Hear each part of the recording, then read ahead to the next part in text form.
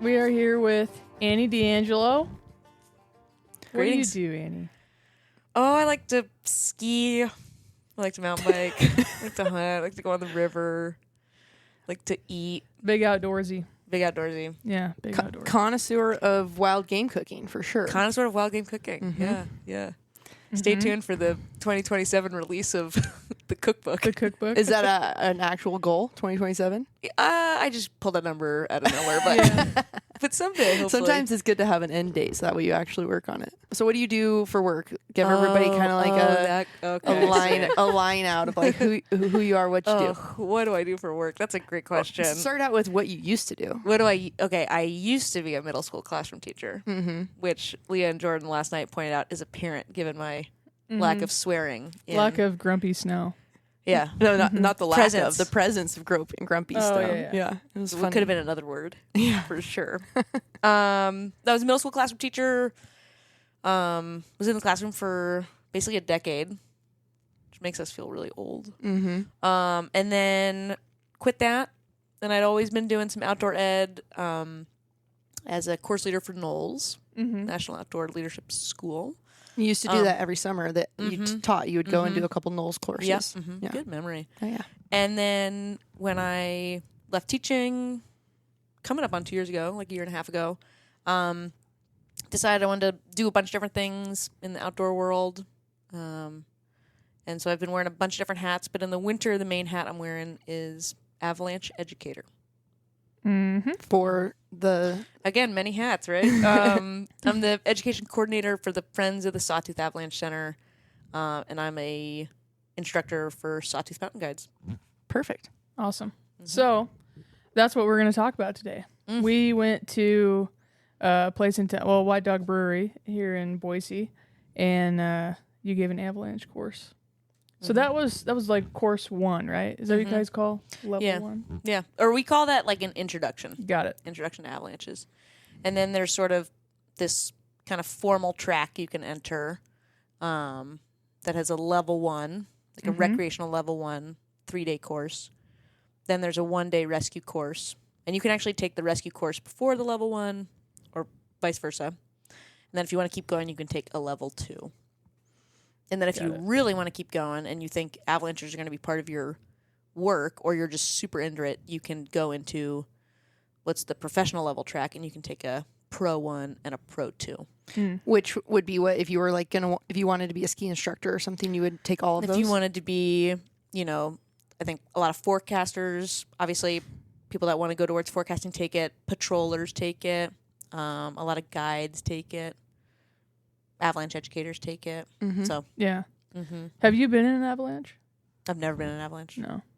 I hope I never am. Yeah. Seriously. Fingers crossed. I mean, if you're doing your job right and being prepared, hopefully you never have to be. Yeah, it's this like funny thing, right? I spend literally almost every day of the winter teaching people about a thing that I haven't actually been in. You know what I mean? Like I talk about it. I think about avalanches for like the majority of my waking hours. So this is kind of a funny thing. Do you guys ever do like a practice? Like you see ski patrol all the time, like throwing some sort of demolition device to kind of cause a small slide. Have you guys ever like put a backpack in that with a transceiver and like caused the slide and then like practiced going in and finding that? I haven't, but they do set up like pretty big scale drills. Like there's actually one tonight in the Wood River Valley that I won't be at, but that's going to be like a big interagency. Like heli ski will be there, all the fire departments will be there, like different guide services will be there.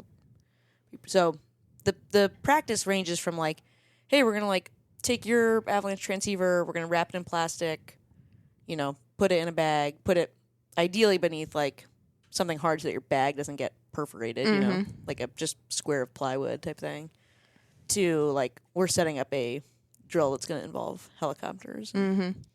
Yeah, I was just thinking that would give you more of like a randomized place that thing would end up, as if it was actually involved in a true avalanche type of thing. Because I feel like that would be the hardest part, is like where to start looking, which is why it's important to have a transceiver. But I'm sure we'll get into that. Totally. Yeah, so basically, like, that's why we wanted to have you on, is we want to talk about avalanches and, like, how it conflicts with hunters or how hunters are involved in them. It was really hard to find any research on that. Totally. Like, it was hard to find the numbers. They list it as like skiers, snowboarders, snowmobilers, tours, snowmobilers, and then other. And there wasn't a lot of other, I noticed last night, but yeah, it has to happen. I actually think, and this is an unresearched, but this is like a think, and I've talked about some other professionals with it, of like, I think that hunters might be the group of people, and if they aren't the top group, they're among the top groups of people that are in avalanche terrain, in snow, without equipment. Yeah. Right? You think of like numbers of, say, the user days of people being in an environment, and I bet hunters either top or among the top groups that are out in that, exposed to that hazard without equipment. Yeah, they probably don't think about it. Totally. I would say 90% of people aren't going to think about it unless they are also skiers, backcountry skiers, or snowmobilers, and that it's kind of like a part of their like repertoire already. But if you don't recreate in the snow very often, and you just happen to draw a sheep tag or a goat tag or something, you find yourself up in these areas. I don't think you're going to think about bringing anything with you, or having your friends bring anything with them. So totally. No, I mean, I'll be the first to admit, like, I grew up having no idea about anything about avalanches. Like, I thought they were these like random things that happen on Mount Everest. You know, like, I had no idea that it could happen in a place that I was going sledding with friends, you know, and they can happen in pretty innocuous looking places. The podcast is brought to you in part by First Light Technical Clothing, keeping me dry and comfortable from the duck blind to the backcountry. Check out all of their offerings at firstlight.com. Sig Sauer, from the popular cross rifle, which I love, to everything optics, handguns, ammunition, and accessories. Visit sigsauer.com for their full lineup. And Onyx Hunt Maps. I use Onyx Maps to plan and execute my own hunts, plus keep everything organized and accounted for at the outfit. I'm always scouting with the app. Check them out at onyxhunt.com. And just nature of hunting, and like, especially Western hunting, like, the places you are the places where avalanches happen. Last year, we actually had, in the Wood River Valley, we had 2 historic avalanche cycles. And in one of them, you could actually see that this massive avalanche was triggered by some elk, because you could actually see the elk tracks going across a slope, and then you could see where the slide was. Elk tracks not coming out the other side. And so you're like, yeah. Did you go down and see if there were any that that were were so tempted killed? to go, like, because you know that there was just elk in that For river, sure. you know, like, just piled in there For in sure. avalanche debris. I think that happened was it Utah a couple years ago, or Colorado, where they, at the like end of the season, like springtime, people were hiking around, and they, at the bottom of an avalanche chute, they found like 20 deer that were just piled up, and like just carnage. It was crazy. So yeah, it happens for sure. I actually, when I worked for the Forest Service on the trail crew, we were up above Ketchum, up in the peaks, by Norton Peak, and we hiked up there, and came around the corner, and I was like, man, something kind of smells funky, and I found a dead mountain goat at the bottom of a slide. Yeah. And so it happens for sure. And if the animals can trigger it, obviously they potentially could be in later in the season and stuff when the avalanche danger is a little more prevalent. But if it's an early snow year, and especially, so let's talk about like the conditions that would create like a avalanche type of a thing. Would be like, it snows in October and everything else maybe down low melted again, but up high it's stuck, and it created a layer that then later when snow hits it kind of like, well, let's could zoom change out. Things up. Yeah, let's zoom out even more. Out. Yeah. Okay, zooming out. We're diving in. I love it. And I mean, in fact, like I didn't hunt the end of my elk tag 2 seasons ago because of avalanche danger. Like, it started, we just had really early snow. Would have never ever crossed my mind. Yeah, I was like, because not only, I mean, the bummer, right, is you could go out, and we'll talk about how terrain plays into it. Terrain's kind of the key, but you know, you could go out and stay out of avalanche terrain, but you have no control over where the animals are. And let's say you shoot something and it runs, it might run into, you know, so it's like, even if you or like I'm not going to shoot an animal that's in avalanche terrain. That animal could then, after you shoot it, move into avalanche terrain. That's very true. I didn't think about that. Yeah, because I literally had that Pio B elk tag, and I hadn't filled it, and it just started dumping snow, and I was like, I can't go out there. Yeah. Or I can't go out there. I chose not to go out there. I was too scared. Well, I mean, with that being your job, it's something that you think about. Whereas it's on my brain. Like Jordan said, she would have never thought about it. No. Yeah. Well, let's zoom out. Let's do a little like avalanche basics here.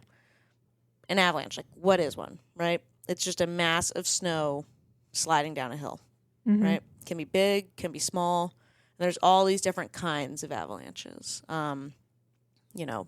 There's dry ones, there's wet ones, right? We often have the sort of wet slide stuff more in the spring, around here at least, kind of as it starts to be cold at night, warm during the day. We've got sort of these often loose, wet avalanches out here. But in the winter, in kind of Intermountain West here, we have a lot of slab avalanches. And I think avalanches happen when you've got a snowpack structure that's weak. So you're like, what on earth does that mean? And basically, think about like putting a cinder block on top of a bunch of marbles is a way to think about a slab, right? You've got all this kind of weak snow, then you put consolidated snow on top of it. So like a crust. So that's what you're talking about. Like it melts a little bit during the day, and then it freezes at night, and it makes a hard ass crust. That could be. It can be a crust. But even just, like what Leo was starting to refer to here, we have kind of this classic pattern where we'll, get snow around Halloween. And everyone will be all excited, except the people that know about avalanches. And everyone that knows about avalanches is like, no! And then it'll melt out on the south. It'll stick around, often in sort of upper elevation places where it stays colder, or norths. And then that snow just kind of rots. Like, I bet you can picture when snow first falls on the ground in your yard. It's like, often if it's fallen cold, it's like nice, fluffy. Yeah. And then it sits on the ground for a while, and it almost turns to like sugar. Can you picture that? Like you couldn't make a snowball with it. Yeah. When we're talking about weak snow, we're talking about like unconsolidated snow that's not acting as a slab. Got it. So let's say we've got that layer of sugar out there, and this is, spoiler alert, what we've got going on right now. That snow sat, rotted for about a month. Then it snowed again. And that snow is cohesive. Like if you were to go out there and we were to dig a hole in the snow, and then we were to put a shovel behind it and like kind of crank on it, you'd see it come off in these kind of blocks. That's what we're talking about when we talk about a slab. And right now, where we are, we actually have like weak layer, slab, weak layer, slab. We're building like a tiramisu almost of weak layers. And one of our forecasters says in Idaho we're either building our next weak layer or we're burying it. Yeah. Right? It's either like sitting out there with it not snowing, the top is sort of weakening, or we're putting new snow on top of it. So anyway, that's like sort of where we are here in Idaho. That's the kind of avalanche that kills far and away the most people. That's the kind of avalanche that we see and deal with the most. And we call it a persistent slab because it sticks around. It's a problem that we'll have. I mean, we're going to be dealing with these layers the whole for season. months. Yeah. Like hopefully they go away in the spring type thing. That was a lot of information about It avalanches. was. No, it was that was just good. like Yeah. how was really how good. this Yeah. what in the snow And actually creates them. And I think for folks who haven't taken avalanche courses, like, let's say you're out there, you've got the elk tag I had, and you want to go out there, there's some snow on the ground. Your question is like, well, am I in avalanche danger or not? And there's a few ways you can sort of assess that. There's a couple things we talk about that are red flags. So the snowpack does not like change. Whenever something is changing, that should be this sort of red flag in your brain. Oh, like the snowpack could be becoming more dangerous, right? So getting sort of rapid precip, like a big dump of snow or rain. The snowpack doesn't like that. When we have precipitation events, like pretty much like clockwork, our avalanche danger rises. So if you're out, on a multi-day hunt, late season, and all of a sudden it's snowing a bunch or it's raining, that's a sign. Yeah, that could be a red flag for you.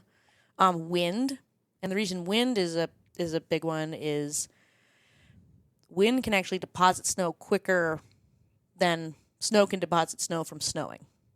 Right? It's like taking it from one place and tossing it over the ridge or something. Mm-hmm. And with hunters, right, we're often like working ridge lines. And oftentimes, I'm sure people out there can picture this, like one side of a ridge is just scoured. It's almost like down to the scree. Right. The other side filled in, right? And so you could have a wind slab sort of on that.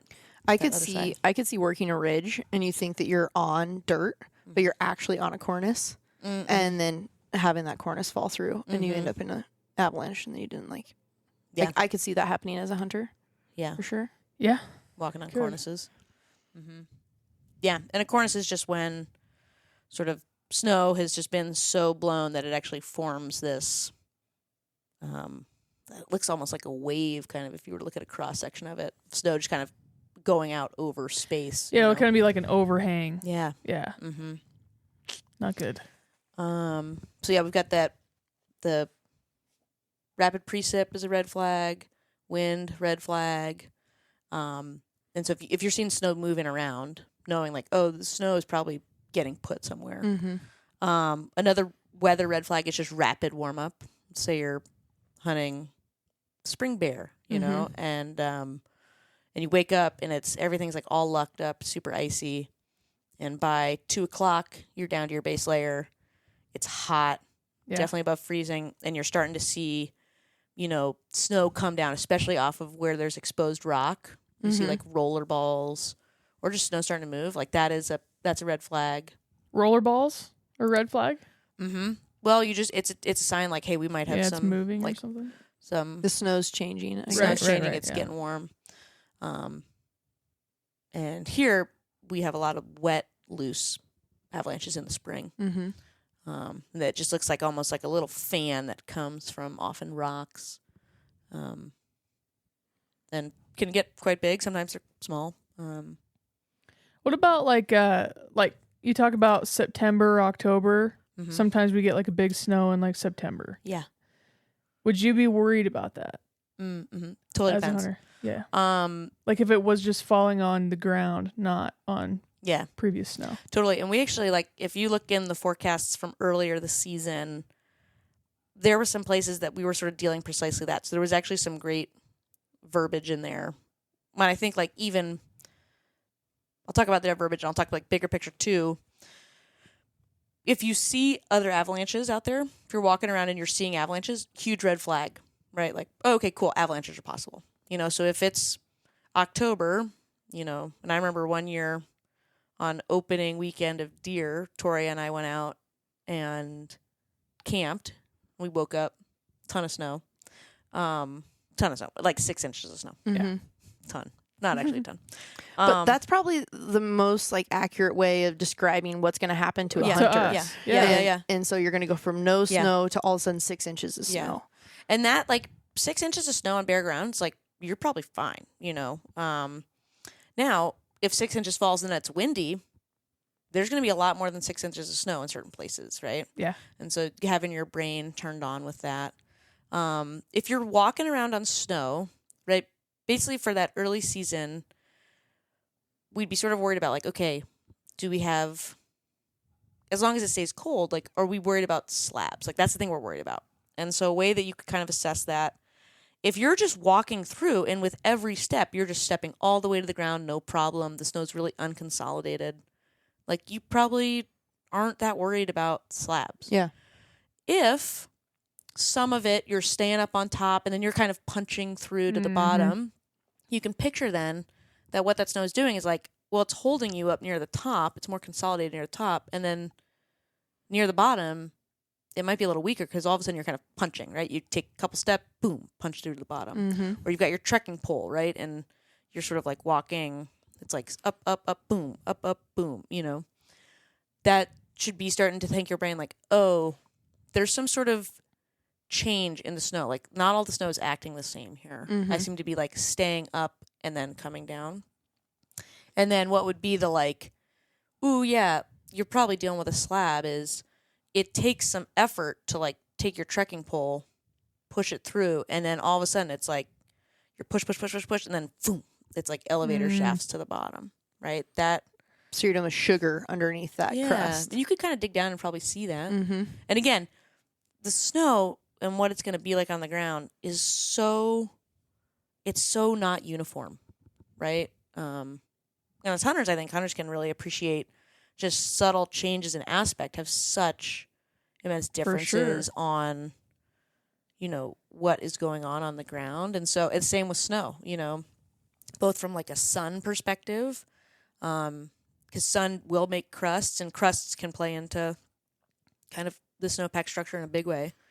And also just like the amount of it, also the wind, right? If you've got, we pretty classically have winds that come from somewhere around like the western half of the compass. So then pretty classically, we've got snow kind of being deposited on our eastern slopes.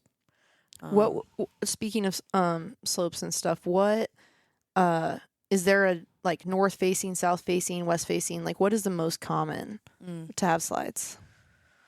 I think with slabs, persistent slab avalanches, we often have this problem more pronounced on our norths, like things that face more north, just because the way that we, kind of like the recipe, right, that we often cook up here in Idaho is that we put snow on the ground in the fall, we let it sit, it totally melts off on the souths. Some of it like sticks around in the norths, and that becomes our first weak layer of the season. Gotcha.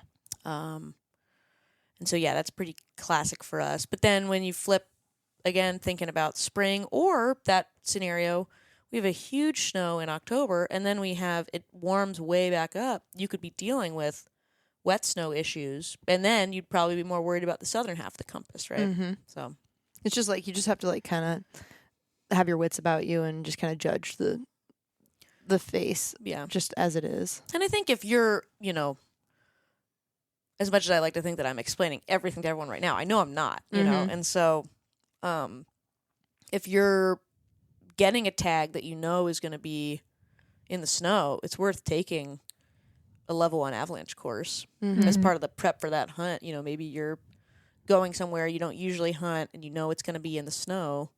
Going buddies too. For sure. I think that's probably a huge thing, is not to hunt by yourself if you're going to be, you know, up in mountain goat country, steep, shelly nastiness. Is just like, have a buddy, because that's the only way you're going to get dug out if something were to happen. And I think when we would talk, and I should say there's one more red flag I didn't mention, which is if you're out there and maybe, you know, you're walking, or maybe you're snowshoeing, or maybe you're using a snowmobile to access hunting, if you're seeing sort of cracks coming out from your sled, from your snowshoes, that's a sign that the snowpack is unstable. And sometimes you'll actually feel the snow just drop, and you might hear it go like whoof. And that's a red flag. If you're on snow that is collapsing, that's like the snowpack trying to tell you, like, hey, this is unstable. Gotcha. But that's probably a scary noise. Yeah. Angles for slides. You guys were talking 30 degrees is kind of the starting point. And you could picture, right, like you could have the weakest snowpack in the world, like so much sugar junk with like a huge slab on top of it, super consolidated.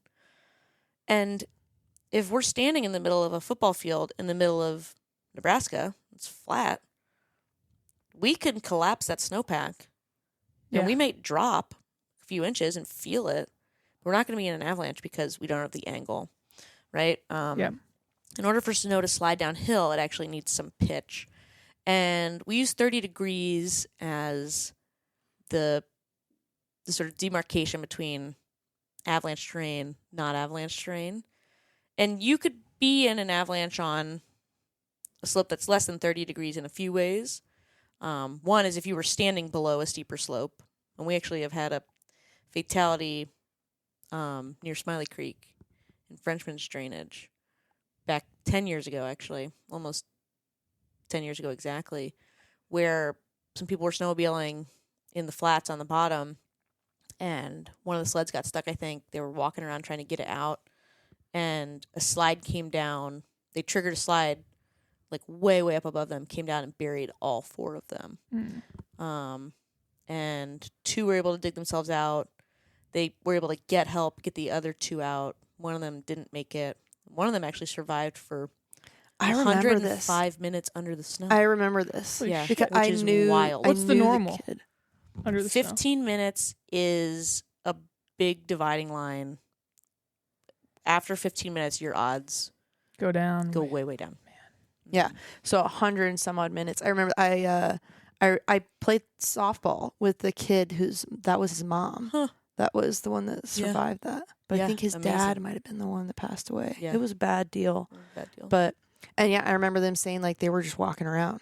Yeah. Like they, and it came down from above. And so just being really aware of what's above you, I think, is important. And that's honestly that I could see that happening more than anything. Hunting is like you might not be up in the cliffs and doing anything crazy, but you're down below, kind of at the first bench type of a thing, and all of a sudden an animal walks across above you, or who knows, for whatever reason, it's just the time that it just decides to slide, and you're going to find yourself in a bad. Or you trigger it from down below. I mean, right now, if you were to look at the avalanche forecast today, we'll talk about what that is too, you'd see that they're telling you like remote triggering, right? Remote control you used to like turn on your TV without having to walk to the TV and turn it on. So remote triggering is like you triggering an avalanche that starts in a place where you're not actually standing.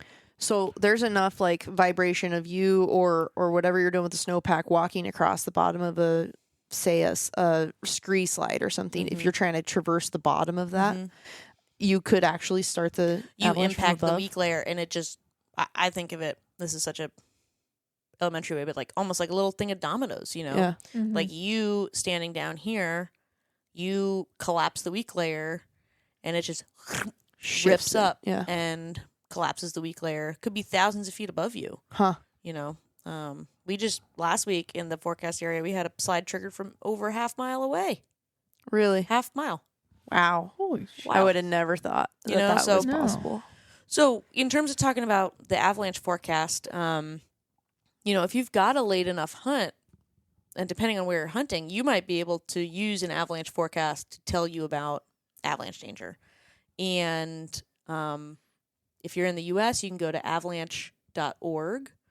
And that'll pull up a map of all the forecasts in the U.S. And not every plot of land in the U.S. is under an avalanche forecast. And so, but if you're in one, you can like go to that spot, click it, and you can read all about what is going on. That would be a huge thing to do. And the start dates for those forecasts aren't set in stone. A lot of forecast centers will start issuing forecasts when there starts being avalanche danger.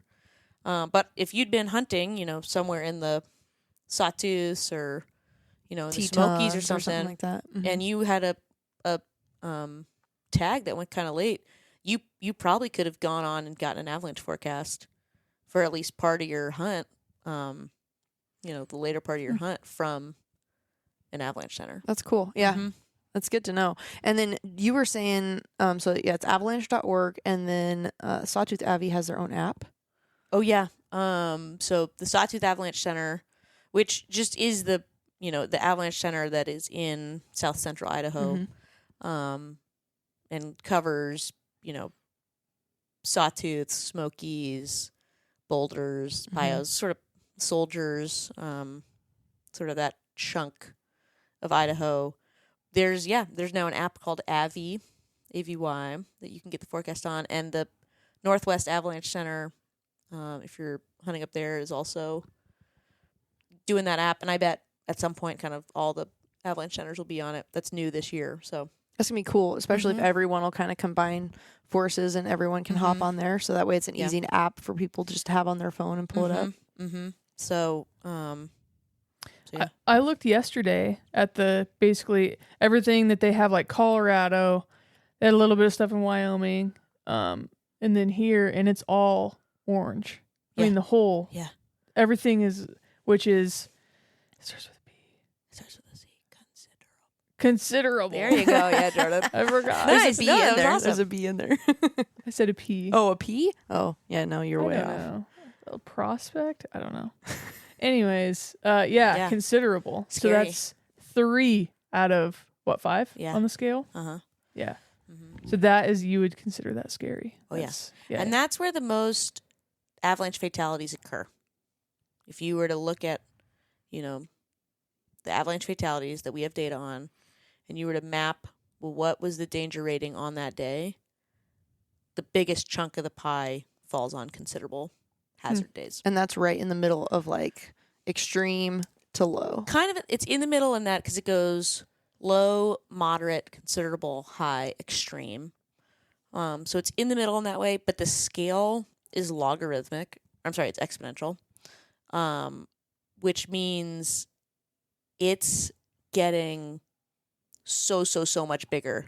So like the jump from low to considerable in sort of how much it gets more dangerous is not the same jump as considerable to extreme. Yeah.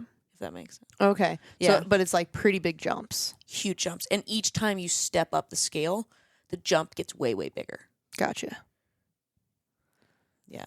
Not good. So considerable, the reason that probably the most people die in avalanches or trigger avalanches during that time is because it's like that middle ground where it's like, well, it's not high. Yeah. And so I'm going to push it. I'm going to go or whatever. And or if you're where we live, Idaho's probably inconsiderable 90% of the year. Yeah, maybe not 90, but like a good chunk, Yeah. Like we sit at moderate and considerable for a lot. So then if you're used to being around here, you're going to look at that and you're like, well, we're always that way. And so I'm always going to sit at home. Complacency. Yeah. Get used to it. For sure. Yeah, it's pretty easy on an extreme day to not go. Yeah. So, yeah. So equipment wise, what do you think is like, if you're doing a late season goat hunt, you're going to be in nasty and it's going to be snow and whatever, you should probably take kind of everything. Yeah. I would say.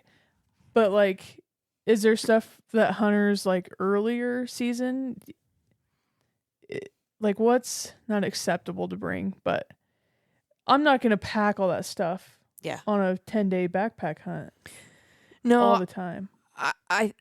I would imagine, and interrupt me if I'm wrong, go for it, Leah. that like if you're in an early season and it's like first snow, second snow or whatever, that you just have to have your wits about you and just not go in the like shell like slide that's now has a cornice on the top of it and stuff like that. It's just like being smart in those situations and sticking to the bare ground. But then if it's like late season, I think that's when you start packing things up. Yeah, and the gear that'll help you. And again, when we think about avalanches and how to not become an avalanche fatality, it's way more about trying to not be in one than trying to dig your friend out of one. So I think you're right in saying, understanding a bit about terrain and being able to use that to your advantage. That's the key to not getting in one. The gear that's going to help you if someone's in one is wearing an avalanche transceiver that's on. And that, those aren't that heavy. You just wear it on your body. And then having a probe and an avalanche shovel. The probe, like I've got a carbon probe. I don't actually know what the weight on it is, but it's light. And then how long are the probes? Good question. So, we recommend for recreational ones to be, it's either 240 or 260 centimeters, like greater than that. I can't remember which one it is. And then for professionals to have over 300 centimeters, so a 3-meter probe. Okay. But what tool are you carrying? Trekking poles is kind of what I was thinking. Like, could you get away with bringing trekking poles? I think my trekking poles go out to 130 centimeters. Yeah. Maybe a little longer than that. Yeah. So it's not quite as long as what you're talking about, but yeah, it's better than nothing. Yeah. I think if you're, like you said, Leah, I think if you're going into a snow hunt, and you're going to be near avalanche terrain, could be really helpful to have that stuff on board. And I think just everyone knowing a little bit more about it and knowing like, oh, today's like not the day to kind of enter that terrain can be huge if you're like, yeah, I can't add a shovel to my backpack right now, you know, like, but, and in terms of like, how do you know what that terrain looks like and what that terrain is? There's a bunch of apps out there with digital mapping, Onyx being one of them. I was a just lot of gonna hunters already are using, where you can put a slope angle shading overlay on there, you know, so you've got your hunt area, and you can actually, it'll kind of color code for you slope angles. So you can look at it that way. You can also have apps on your phone that will measure slope angle as well. So yeah, what was that one that you had on the theodolite? Yeah. But there's more and more coming out. Like someone just the other day told me about an app that I had never even heard of. So, well, most of our rangefinders will give you that too. A slope angle. If you range, it'll give you your slope angle because it'll give you a cut off of your distance. It'll give you a distance cut. So say you could. Yeah, the rangefinder you gave me doesn't have that on there. By saying me your old rangefinder. That thing's like a decade old. Yeah. I think the technology wasn't quite there, but man, anymore. Jordan's got some fancy 6-hour rangefinders, and it'll tell you slope angle, all sorts of different things. That's and so cool. you can if you're like standing at the bottom and you were to like hit the top of the peak, would it tell you what the angle is? It would give you the angle, which like that is from where you are to the top. Yeah. So if you can imagine that's a hill, unless you're not at the bottom, it's gonna be steeper than that. Yeah, probably. Yeah, but that's that's really smart because that's something you always have with you. Yeah. And so that's good. Good to know. And phones, you know, like I think phones are becoming this tool we're using a lot more in the backcountry, and we never want to be fully reliant on them, right? Because they break, they die, but that can be a useful tool for you in terms of navigating terrain and just being aware of where you are in terms of slope angles for sure. So I had a prototype of the Unk Foundry jacket a couple years ago, and they had those strips. Oh, the Reco. Yeah, what is that? Great question. So Reco is, and it's pretty cool, and I am very much not the expert on Reco, but it's built into a lot of clothing, and it's like a less techie avalanche transceiver. You don't have to like turn it on and off. It's just like in your jacket or your snow pants or whatever. And so in a slide, people can actually get like Reco technology out and find folks. And probably the application for that most is like on a ski resort. Yeah. Because again, time is like so of the essence here, and you're not like carrying around like when I'm out ski touring, I'm not carrying around like a Reco device. It's like a pretty big device. It's not huge, but you're not. It's like same thing. I'm not like because I have my avalanche transceiver. Yeah, that's like the gear that we're all carrying for that. But a ski resort would have that. Okay. Yeah, they're like training with it, so that if there was an inbound slide, that's one of the tools they could deploy. Or search and rescue would probably have that if they came to try and like find you, help you. That's something too. Last night I was thinking about it. I was like, well, these things can even happen inbounds at ski resorts. I was thinking that they could only happen out of bounds, and I was like, you probably won't find me out of bounds unless I'm uncontrollably going out of bounds, which isn't totally out of the. It's not out of the realm of possible. Just kidding. I'm very under control on my board. But you're fucking slow. It's hard to fly off of the run if you can't fly in general. It's hard. Yeah. I thought I was going pretty fast. She thought she was really going fast one time and gets to the bottom and was like, I'm doing so good. I was so scared. I was going so fast. And I was like, I videoed you. Do you want to see it? I showed her the video and she goes, no way. That was this run. And I was like, no, it is.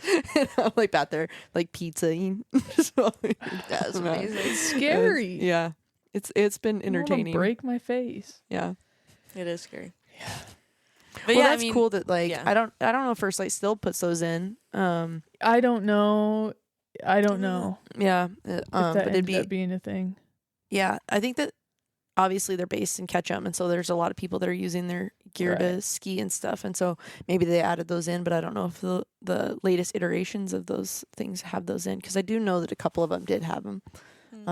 Yeah, it'd be interesting to kind of check that out, or if any of the other companies does have that installed. Yeah, I don't know. But, you know, in general, from like a hunt application, and again, we talked about people can live under the snow in these kind of like not one-off, but really rare instances for a long time. But in general, like, people need to come out of the snow quick. Yeah.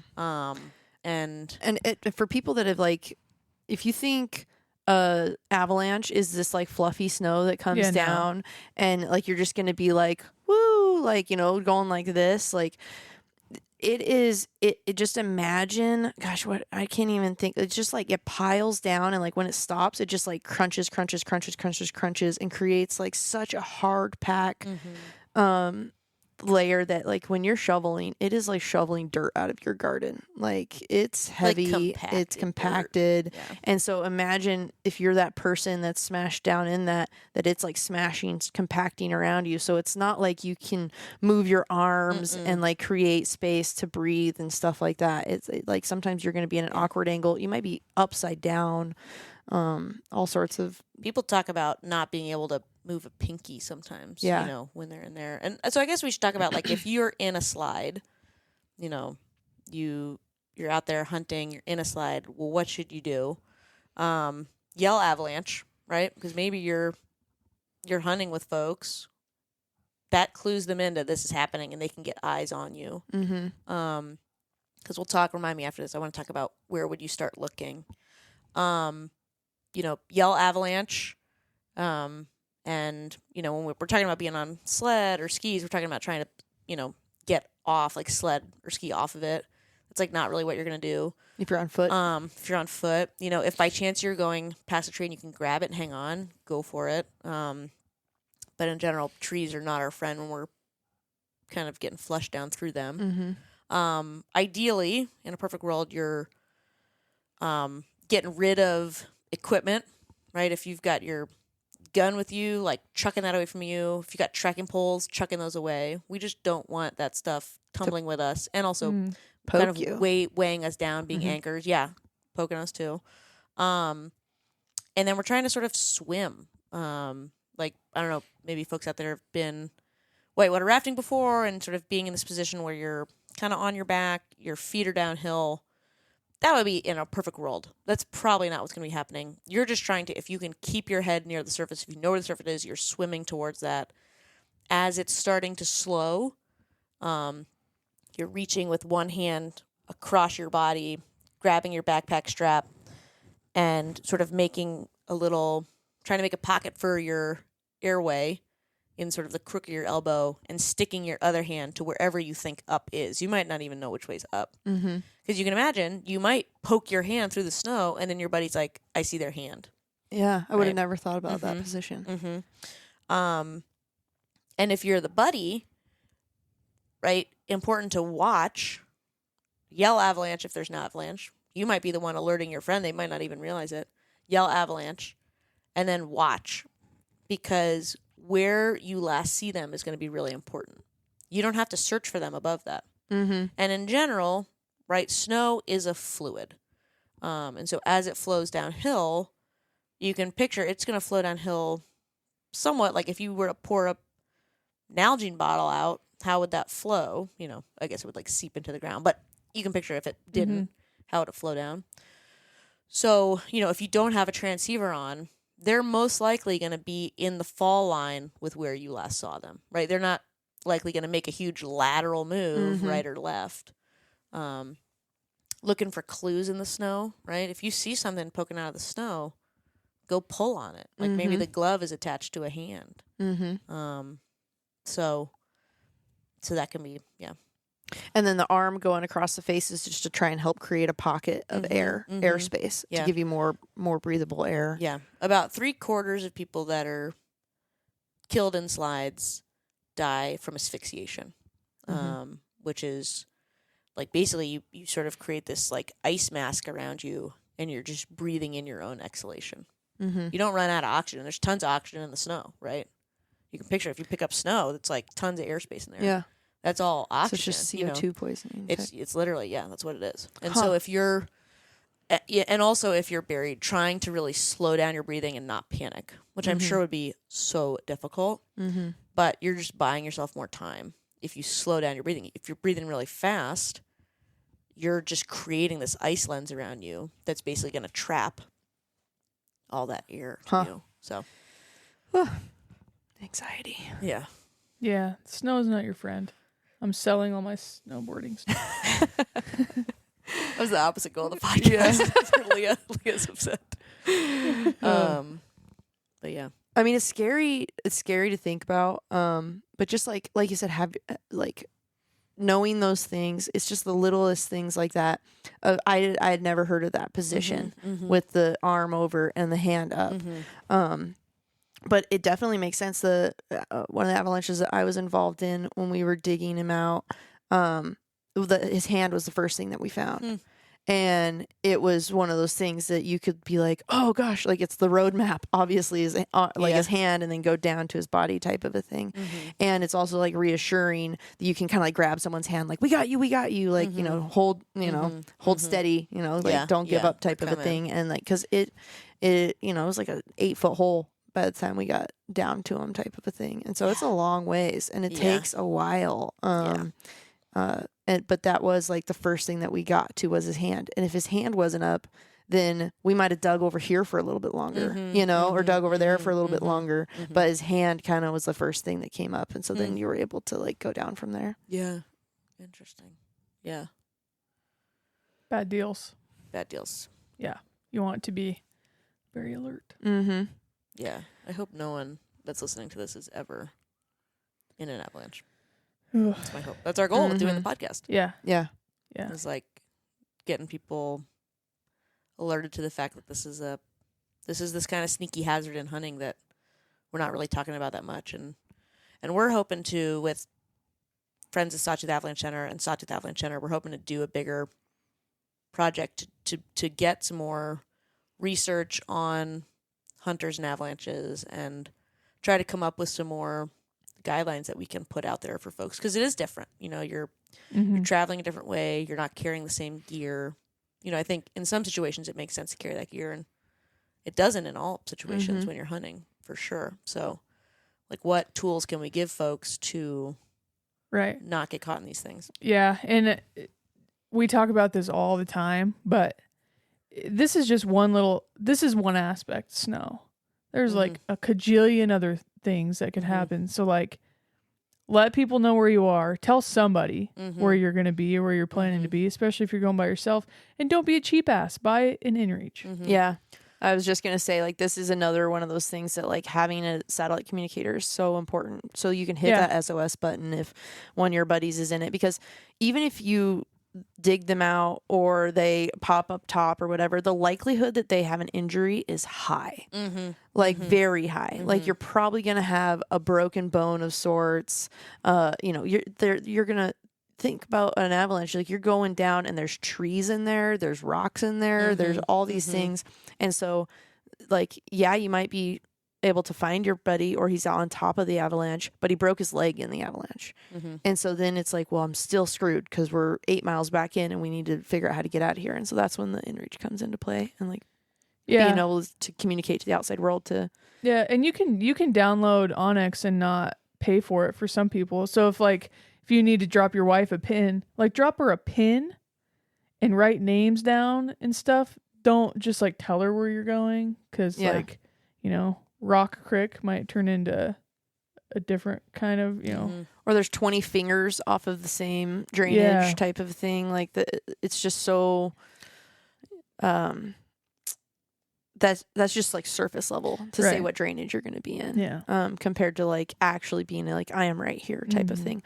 When I was involved in that avalanche, this was before, we had a satellite phone that like barely worked. This was 2009, 2008 when that was. And so it was way before kind of like the Garmin inReaches and stuff where like everyone carried them. It was more of a like That's why one they all in had 10 a satellite people. phone. Yeah. That was like cutting edge, I bet, for someone to be It was around the with like that. first time my buddy had it, and he was like, look at this. Like, it was like, this is crazy expensive, but I think it's going to come in handy.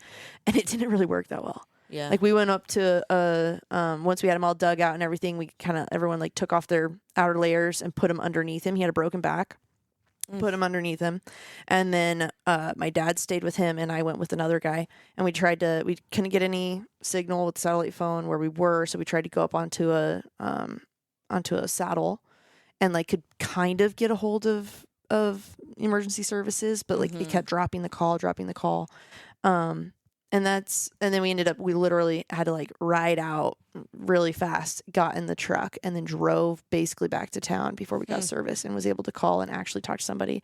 And that added potentially an hour to 2 to search and rescue efforts, compared to if you had a Garmin InReach nowadays, you'd be able to just hit that SOS button and or just like really just text straight to them. Or if you had a satellite phone, now everything just works so much better. Like, we're so much better off with the technology that we have now.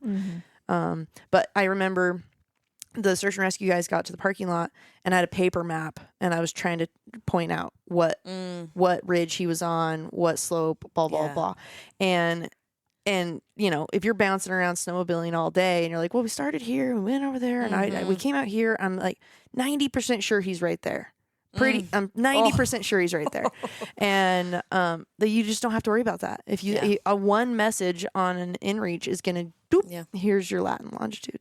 Like, it's going to tell you exactly where they are. And so it's just like the small things that make it faster. Yeah. For people to come and get you. Yeah. Yeah, definitely being prepared for things to go south. So key. And new iPhones are being built in with some satellite technology. Yeah. And have an SOS feature, which I admittedly don't know a lot about. But if you're like, like getting an InReach is like not part of my budget. I think doing a little research if you've got a newer iPhone. Yeah, I think they have the SOS feature. You like point something about you when you activate it. You like point towards them, or you point towards where you think town is, or something. Really? Like that. We should there look was into some that. kind of a pointing I need thing to going I need to do some on. research on it. I'm sure because once everyone's you gonna hit have it, a phone with them. I'm sure when you hit it, it tells you how to work it. Yeah. And I think there's a test feature too. Like, I know someone that like tested it at one point, but I haven't dug into it, just mostly because I just carry my InReach. So I haven't. But man, forget to charge your InReach and having your phone on Our you. buddy Avery. Yeah, I was literally just gonna say that we had a buddy who was climbing a mountain, trying to summit the peak, and it was nice warm day when she went up, and when she tried to come back down, it gotten into the shade and everything was frozen, and it ended up being a bad deal. She had her phone and her spot satellite indicator, she hadn't charged it overnight or something, and it ended up dying. And so she wasn't sure if the signal had went out or not. She had her cell phone, so if you had the SOS feature, even though she didn't have service, you could use that SOS feature on the cell phone, and it potentially would have. Yes, I mean, she still ended up getting airlifted out of there. Unfortunately, she ended up taking a bad fall off of a giant cliff trying to get down. You can, if you want to, you can get that full story is on Meet Your Campfires. Yeah, I think it's part 1. I think it was. Yeah, I'm pretty sure it's on the first one. And tell that story. Yeah, she did. No yeah, all of a sudden, and there's a bunch of other stories on Hi, there that Avery, would make if you're you listening. just we were listening to that, and I was like, man, we should get Avery to go on this. And literally, it was like the next story is of this girl, and I was like, oh, this is definitely Avery. She said that it was kind of a funny like interaction, because she was like, you're in this room, and they want you to be very serious and tell this very like serious story and stuff, but then like everyone's kind of like happy, and like the dogs were there and playing, and people were really playing with the puppies and stuff. She was like, it's kind of funky to like, be like serious and tell the story and stuff that way. But serious story. That was definitely a story of like telling, like, even though she had a plan of when she was going to come back and had told friends what time she would be back and blah blah blah, that she ended up having to go down a separate face than the way that she had planned to go up, and that so she wouldn't have been where she fell was not where she had said she was going to be. And then like it got cold really fast, and she had been injured, and she was actually rescued an hour before the time that she had told her buddies, our friend, what time she would be home. And so if they had waited until that hour, and then started to think about coming and rescuing her. And on all of those things, she probably would have ended up staying the night and potentially froze to death overnight. She was already in shock and hypothermic by the time she was rescued, and it was an hour before she was even supposed to be home, type of a thing. Yeah. And so it's just like shit happens. And so that's when it's important to have all these safety features. Yeah, for sure. To have with you. Where can people see one of the classes that we saw? Oh, great question. Well, if you're in Idaho, and if you go to sawtoothavalanche.com, you can find the Idaho Avalanche Education Calendar. And that has kind of all the classes in the state of Idaho on it, ranging from, a level 2 to a awareness talk type thing. But wherever you are, if you were to sort of Google Avalanche Awareness Talk, if you were to look on avalanche.org, find your closest forecast zone, reach out to them. They'd probably have information on it. But yeah, going out and getting more information. And do you know if there's any YouTube videos that would do a step-by-step kind of like introduction to Avalanche? Yeah. I mean, on our YouTube, on the Sawtooth Avalanche Center's YouTube, you can find an introduction to Avalanche's presentation. Yeah, that would be good too. Just thinking like people could do that from home. Yeah, totally. And like it's sometimes it's hard to make the time to go and do an actual course or a 3-day course or anything like that. So if you could have like a things that you need to know introductory course on YouTube. Yeah, for sure. Yeah, you can find that on our YouTube. Sweet. Cool. Thanks, Annie. Yeah, thanks for having me. This was super fun. It was great.